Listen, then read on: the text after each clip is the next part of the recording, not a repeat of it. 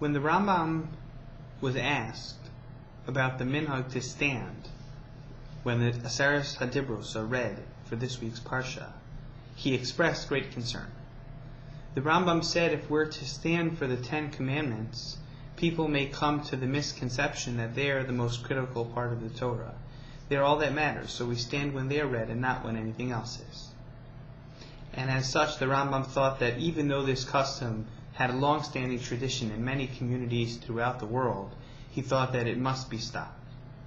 Centuries later, the Chidah responded to that Rambam, and he said that he felt the concern was not as great as the Rambam assessed.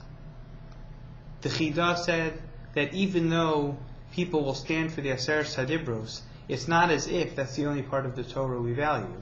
After all, even on the weeks when we read the Aseret haDibrot, we read Chumash before them and we continue to read the Parsha after.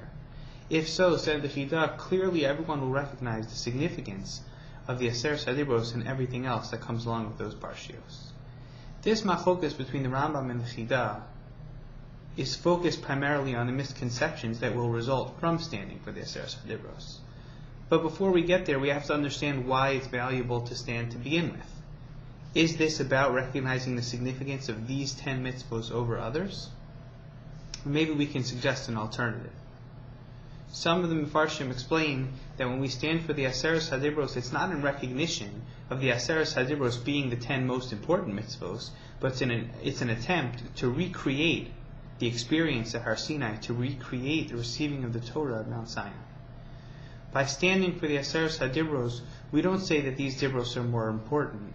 Rather, we say to ourselves that just as our forefathers stood and accepted the Torah, we have a responsibility to do the same.